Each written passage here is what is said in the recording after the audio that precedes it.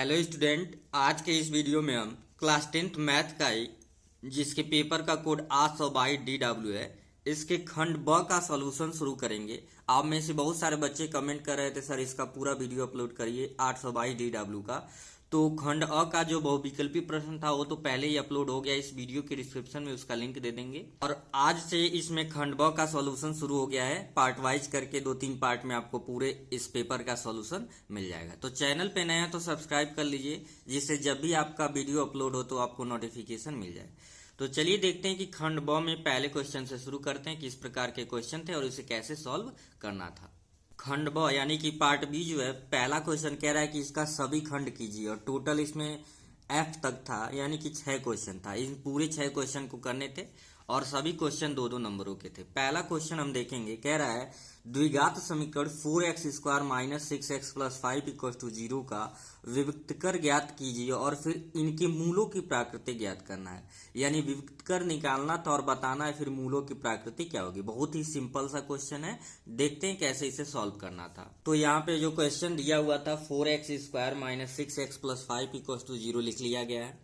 करना क्या होता है, ऐसा जब भी आता है तो उसे ax² + bx + c = 0 से तुलना करते हैं। क्या करते हैं? तुलना करने पर तुलना करके हम a b c की वैल्यू निकालते हैं। यही लिखने का स्टेप था। ax² तो a की वैल्यू कितना आ जाएगा? 4 आ जाएगा। b होता है x का कोफिशिएंट, x का कोफिशिएंट क्या है? -6 है। एंड c की वैल्यू की बात करें तो 5 हो गया। हम b को जानते हैं, डिस्क्रिमिनेंट का फॉर्मूला होता है b² - 4ac। विविधकर को हम d से रिप्रेजेंट करते हैं डिस्क्रिमिनेंट, और ये होता है b² - 4ac। b की वैल्यू है -6 का स्क्वायर और 4ac, a की वैल्यू 4 है, b की वैल्यू क्या है? 5 है। दिस इम्प्लाइज d = 6 का -6 का भी स्क्वायर करेंगे तो मतलब प्लस ही हो जाएगा, 36 होगा। और फिर 4 चौको 16, 4 चौको 16, 16 5 कितना हो जाएगा? 80 हो जाएगा। तो 80 जब हो गया, 80 में से 36 को, यानी ये ज़्यादा है तो आंसर माइनस में आएगा। 10 में 6 को घटाए 4, और फिर आपका यहाँ बचा 7, 7 में से 3 को घटाएंगे, 7 में से 3 को घटाएंगे 4, तो ये क्या आ गया? निगेटिव आ गया। लिखेंगे बिकॉज d का जो मान है, d का मान है वो क्या है? d = 0। d का मान 0 से छोटा है, अतः समीकरण के कोई भी वास्तविक मूल नहीं होंगे, वास्तविक मूल नहीं है। ठीक है, जब d की वैल्यू नेगेटिव आ जाता है यानी 0 से छोटा आ जाता है तो हम कहेंगे कि समीकरण के कोई भी वास्तविक मूल नहीं है। तो पहले का b 2 नंबर का एक क्वेश्चन था जो कि रचना से था, कंस्ट्रक्शन से था। कह रहा 3 सेमी त्रिज्या का वृत्त खींचिए, इसके केंद्र से 7 सेमी दूर स्थित एक बिंदु से वृत्त पर स्पर्श रेखा युग्म की रचना कीजिए। रचना के पद संक्षेप में लिखना है, यानी रचना भी करना था और रचना के पद भी लिखना था। ठीक है, तो इसको एक अलग से वीडियो में इस क्वेश्चन को हम कंस्ट्रक्शन का इसको बता देंगे। फिलहाल अभी सी देखते हैं। कह रहे यदि cos a - b = √3/2 और sin a + b = √3/2, जहाँ कह रहा है a + b जो है 0 से बड़ा होना चाहिए और 90 से छोटा है 90 के बराबर, और साथ में ये भी कह रहा है a > b, यानी a का जो वैल्यू है b से क्या है? बड़ा है। तो हमें बताना है a और b क्या होगा। त्रिकोणमिति का क्वेश्चन है, सिंपल सा है, ध्यान से देखेंगे तुरंत समझ आ जाएगा। तो क्वेश्चन में जैसे दिया तो वैसे लिख लिया गया, cos a - b = √3/2 और sin a + b = √3/2। तो a + b और a - b में हम इक्वेशन बनाएंगे। ध्यान से देखेंगे, cos a - b हमें देखना है, क्योंकि इधर cos है तो इधर भी cos में किसकी वैल्यू √3/2 होती है। तो cos में 30 अंश का मान, cos में 30 अंश का जो मान होता है, cos 30 का मान होता है √3/2, तो cos से cos कैंसिल हो जाएगा। दिस इंप्लाइज करके लिख देंगे a - b की वैल्यू कितना आ गया? 30 डिग्री। ये आपका क्या हो गया? Equation first. और साथ में इसे सॉल्व करेंगे, साइन a + b, और साइन में आपको बताना है कि किसकी वैल्यू √3/2 होती है। साइन में 60 अंश का जो मान होता है ना, वो होता है √3/2। तो साइन से साइन कैंसिल हो गया, a + b की वैल्यू यहाँ से कितना आ गया? 60 डिग्री आ गया। इक्वेशन ये क्या हो जाएगा? सेकेंड हो जाएगा। अब क्या लिखेंगे? समीकरण 1 व 2 से, समीकरण 1 व समीकरण 2 से। तो समीकरण 1 व 2 को हम सॉल्व करेंगे तो काम हमारा हो जाएगा। a minus b is equal to कितना है 30 डिग्री है, और फिर a प्लस बी की जो वैल्यू है वो कितना है 60 डिग्री है। Equation second. तो माइनस प्लस कट गया, 2a क्या हो जाएगा, मतलब सॉरी a प्लस a हो जाएगा 2a, 60 और 30 हो गया 90। अब 2 से काट देंगे, a की वैल्यू कितना आ जाएगा, a की वैल्यू आ जाएगा 45 डिग्री। ठीक है, अब इस a की वैल्यू चाहे समीकरण 1 में लिखिए चाहे समीकरण 2 में, यहाँ पे मैं सॉल्व कर दे रहा हूँ, लिखूंगा, आप नीचे ही लिखेंगे समीकरण 1 से, जगह नहीं है मैंने इसलिए साइड में लिख दे रहा हूँ। a की वैल्यू रख लो, a की ऐसा काम करो समीकरण 2 से निकालो, प्लस माइनस वाला झंझट खत्म हो जाएगा। a की वैल्यू 45 डिग्री है प्लस b, यही तो है, a plus b equals to 60। 45 degree plus b equals to हो जाएगा 60, this implies b is equals to 60, और प्लस इधर आएगा तो क्या होगा माइनस हो जाएगा। तो b इज इक्वल्स टू 60 में से 45 को घटाएंगे तो कितना बचेगा, 10 में से 5 गया 5, और 5 में से 4 गया 1, यानी b की वैल्यू आ गया 15। तो यहाँ पे आप देख सकते हैं a b से क्या है, बड़ा है। ठीक है, और a प्लस बी कहीं भी आपका ये कंडीशन को भी फॉलो कर रहा है कि a प्लस बी 0 से बड़ा या 90 के बराबर या 90 से क्या है छोटा है। ठीक है, तो आई होप आपको ये क्वेश्चन भी समझ आ गया होगा, आप सही करके आए होंगे। नेक्स्ट क्वेश्चन है क्वेश्चन नंबर डी, कह रहा है निम्नलिखित बारंबारता बंटन का माध्यक ज्ञात करना। क्या ज्ञात करना है, माध्यक। तो चलिए इसको तो चार्ट बनाना पड़ेगा, चार्ट बना के देखते हैं सीधे सॉल्यूशन कैसे होगा। जब कभी भी क्वेश्चन में आपको माध्यक निकालना होता है तो 2 दिया हुआ होता है, एक वर्ग अंतराल दे रखा होगा और बारंबारता। तो माध्यक निकालने के लिए एक काम बस आपको ये करना होता है, संचयी बारंबारता निकालना होता है। ठीक है, माध्यक के कंडीशन में याद रखेंगे, ये वर्ग अंतराल दे रखा था 40 से 45, 45 से 50, ऐसे करके 70 से 75 तक था, और फिर बारंबारता दिया हुआ था 2, 3, 8, 6, 6, 3, 2। इस तरीके से इन सबका जब सम हम निकाले तो कितना आ गया, इसे सिग्मा एफ आई या एन बोलते हैं। इस कंडीशन में 30 था। ये कितना था, टोटल बारंबारताओं का योग 30 था। संचयी बारंबारता मैंने कई बार बता रखा है कैसे निकालते हैं, पहले नंबर को लिख लेते हैं, फिर अगला ऐड करते जाएंगे, यानी 2 + 3 5 हो गया, फिर 5 में 8 जोड़ेंगे, 5 + 8 13 हो गया, फिर 13 + 6 19 हो गया, फिर 19 यानी जो आएगा उसमें अगला नंबर ऐड करते जाएंगे, 90 + 6 25, 25 + 3 28, इसी प्रकार से फिर 28 + 2 हो गया 30। यहाँ इनका जो सम आया है लास्ट में जो आया है दोनों क्या आना चाहिए सेम, अगर नहीं आ रहा है तो समझिए कहीं मिस्टेक हुआ है।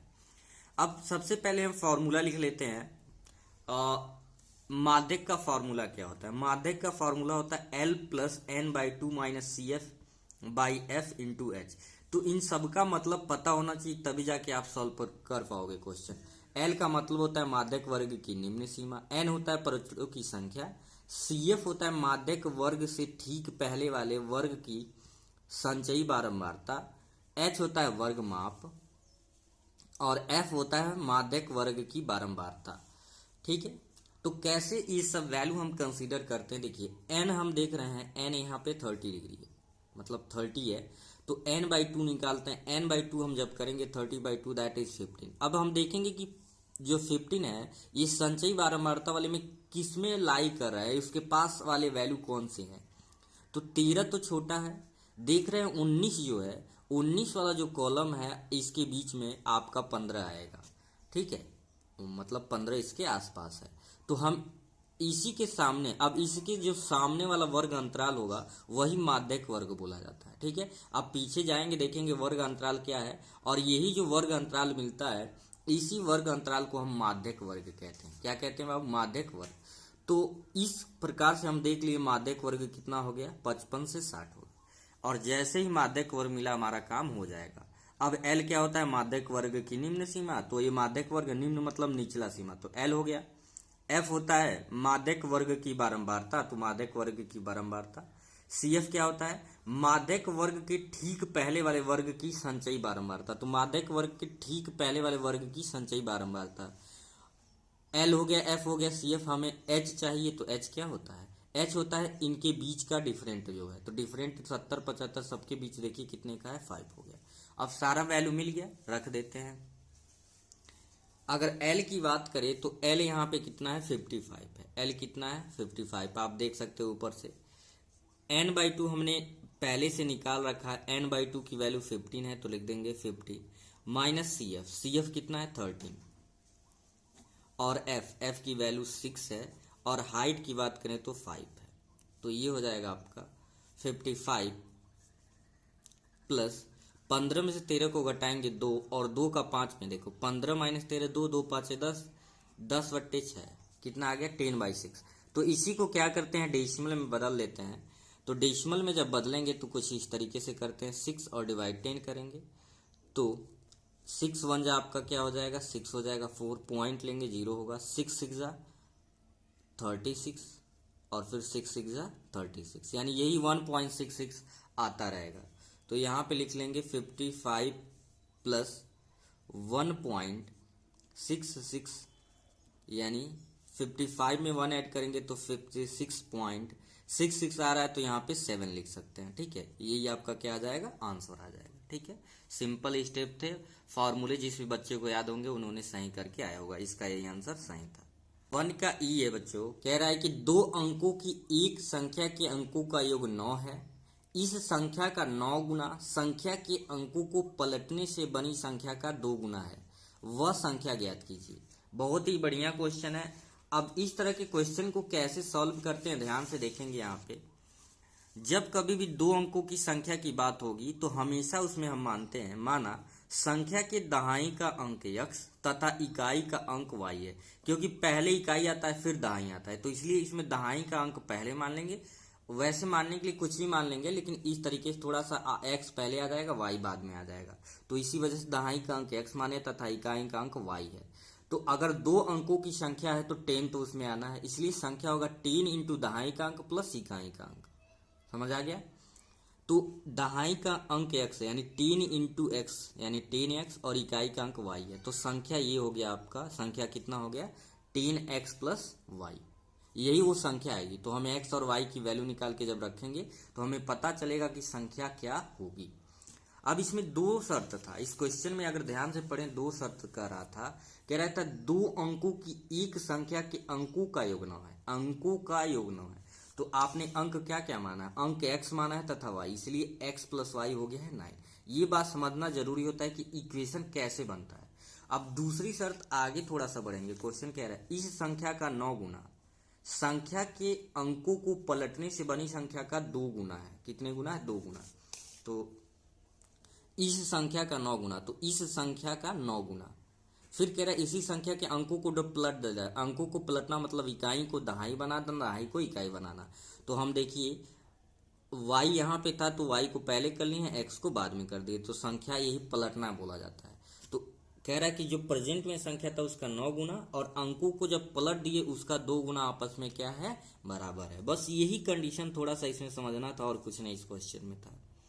9 का 10 में गुणा करेंगे 90x हो गया, प्लस 9 का y में होगा 9y इज इक्व टू 2 का 10 में होगा तो ये 20y हो जाएगा और 2 का x में होगा ये हो गया 2x।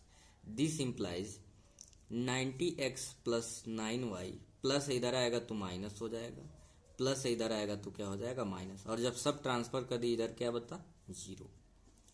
90 में से 2 को घटाएंगे तो क्या बचा आपका 88x माइनस, क्योंकि ये बड़ा था तो बड़ा में से छोटे को घटाएंगे साइन बड़ा का ही होगा। 20 में से 9 को घटाएंगे 11y इज इक्व टू 0। और मैंने आपको बता रखा है कि जब कभी भी डिवाइड करना होता है कुछ कॉमन होता है तो कॉमन लेके उसे हम छोटा कर लेते हैं। तो देख रहे हैं 11 से दोनों भाग चला जाएगा, 11/88 होता है और 11 का नम 11 इज इक्व टू क्या हो गया 0। Equation second. अगर आप कंफ्यूजन में या कुछ डाउट होता है तो यहाँ पे लिख देंगे 11 से भाग देने पर, 11 से भाग देने पर लिख देना चाहिए, जिससे कि थोड़ा सा आप समझ पाएंगे। अब लिखेंगे समीकरण 1 व 2 से, समीकरण मिल गया सॉल्व कर लेंगे समीकरण 1 व समीकरण 2 से।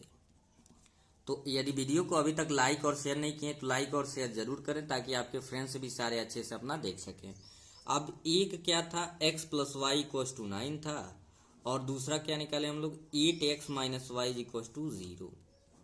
अब जब देख रहे हैं कि y की वैल्यू सेम है तो आराम से इसे क्या करेंगे प्लस है माइनस से काट देंगे, जोड़ दीजिए। x है प्लस 8 है मतलब 1 और 8 कितना हो जाएगा 9x इज इक्व टू 9।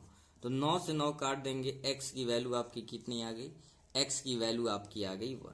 अब इस x की वैल्यू कहीं भी रख लीजिए, मान लीजिए लिख लीजिए समीकरण 1 से, समीकरण 1 या 2 कहीं से भी निकाल सकते हैं, कोई दिक्कत नहीं है। x की value 1 plus y is equal to 9, तो y इज इक्वल टू 9 में प्लस इधर जाएगा, 9 में से घटाओगे तो y की वैल्यू क्या आ गया, 8 आ गया।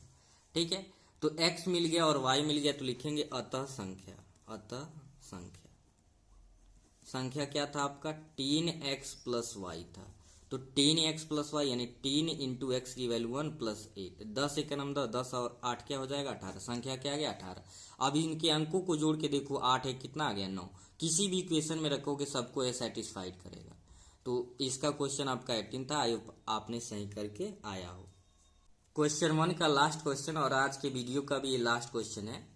पार्ट वाइज आपको अलग अलग पार्ट में 2-3 पार्ट में मिलेगा, क्योंकि एक ही में बहुत ज़्यादा लंबा वीडियो हो जाएगा, तो इसलिए ये 2-3 पार्ट में पूरा क्वेश्चन पेपर अपलोड होगा। एफ कह रहा है निम्नलिखित आंकड़ों का बहुलक ज्ञात कीजिए।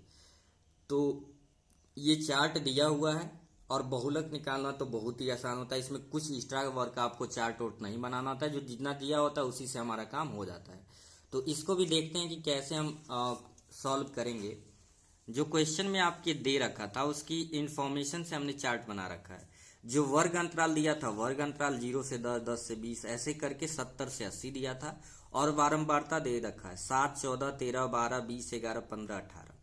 ठीक है, तो सबसे पहले मैं आपको बहुलक का फार्मूला यहाँ पे लिख के बताता हूँ। देखिए, बहुलक का जो फार्मूला होता है L plus F1 minus F0 by 2 F1 minus F0 minus F2 bracket close into H. तो इन सब का मतलब पता होना चाहिए। एल आपको पता है ये बहुलक में होता है बहुलक वर्ग की निम्न बारंबारता। तो जिस प्रकार से माध्यक अभी निकाले हैं, तो माध्यक वर्ग ढूंढे, इस प्रकार से इसमें भी हम ढूंढते हैं क्या, बहुलक वर्ग ढूंढते हैं। यहाँ पे वर्ग अंतराल जो लिखा गया ये बहुलक वर्ग होगा, क्या हो जाएगा बहुलक वर्ग। समझ आ गया। तो ये कैसे निकालते हैं, ये बहुत सिंपल है। हम देखेंगे जो फ्रीक्वेंसी टेबल है, जो बारंबारता है, सबसे ज्यादा सबसे अधिक फ्रीक्वेंसी सबसे अधिक बारंबारता क्या है, तो इस पूरे चार्ट में देख रहे हैं सबसे अधिक बारंबारता 20 है, सबसे अधिक क्या है 20 है। तो उसी के सामने वाला जो वर्ग अंतराल हो जाएगा वही बहुलक वर्ग होगा। क्या होगा बहुलक वर्ग। और जैसे ही बहुलक वर्ग मिला तो एल होता है बहुलक वर्ग की निम्न सीमा यानी कि निचली सीमा, तो एल की वैल्यू हो गया 40। फिर होता है F1, F1 होता है बहुलक वर्ग की बारंबारता, तो बहुलक वर्ग की बारंबारता। F0 होता है बहुलक वर्ग के ठीक पहले वाले वर्ग की बारंबारता, तो उससे पहले वाले वर्ग की बारंबारता F0 हो गया। और F2 क्या होता है बहुलक वर्ग के ठीक बाद वाले वर्ग की बारंबारता, तो ये हो गया। ठीक है, तो ये आपको वैल्यू इस तरीके से निकालनी है। सबसे अधिक जो फ्रीक्वेंसी होगी उसी के वही जो होगा वो वर्ग अंतराल वही बहुलक वर्ग हो जाएगा। एल निकल जाएगा F1, F0, F2। एच क्या होता है दोनों के बीच का डिफरेंट, दोनों के उच्च सीमा और निम्न सीमा के बीच का डिफरेंट, जो कि 10 आपका है। ठीक है, और n आपको पता है ये 110, जबकि इसमें n की जरूरत नहीं है। आप सब कुछ मिल गया है। इस क्वेश्चन सोचो 2 नंबर का है, कितना इजी चार्ट बनाना, फटाफट सॉल्व कर लेना, फॉर्मूला अगर लर्न हो तो। अब इसमें वैल्यू रखो, एल की वैल्यू कितनी है, एल की वैल्यू है 40, तो ये हो गया 40 प्लस F1 की वैल्यू है 20 माइनस F0 की वैल्यू 12 है अपन 2F1 यानी 2 इंटू F1 की वैल्यू यहाँ पे क्या है 20 माइनस F0 की वैल्यू 12 है माइनस F2 की वैल्यू 11 है इंटू H आपका क्या है 10 है। अब से सॉल्व कर लो। 40 प्लस 20 में से 10 को घटाएंगे तो क्या बचेगा, 20 में से 12 है, तो 20 में से 12 को घटाएंगे तो 8 बचा, 8 गुणे 10 बटे 20 दूना आपका हो गया 40 माइनस -12 -11 जोड़ लेंगे, 2 1 हो गया 3 और 1 1 क्या हो गया 2। आगे सॉल्व करेंगे। 40 प्लस 8 का 10 में गुणा किए तो 80 हो गया, और 40 में से 23 को घटाएंगे, 10 में से 3 को घटा दीजिए 7 बचेगा, और फिर यहाँ बचा 3 में से 2 को घटाएंगे 1, 80 बट्टे कितना आ गया 17। अब इसे डेसिमल में बदल लेते हैं 17 और ये आपका क्या है 18, तो 17 5 85 ज़्यादा हो जाएगा, 17 चौक को क्या लिखेंगे 68, 10 में से 8 जाएगा 2 और 7 में से जाएगा 1। अब पॉइंट लेंगे 0 होगा, 17 6 17 5 85 और 17 6 के कितना हो जाएगा 102, 17 7 119, यानी 7 बार में चला जाएगा। तो यहीं तक रहने देंगे, लिख लेंगे 40 + 4.7। कभी कभी जल्दबाजी में ये डिवाइड वगैरह मिस्टेक हो जाता है तो आप लोग कमेंट करते हैं, तो ऐसा जल्दबाजी में एग्जाम में भी आप लोग कर सकते हैं। तो इसलिए मैंने पहले ही बता रखा था कि कैलकुलेटिव पार्ट बहुत ध्यान से देखना था।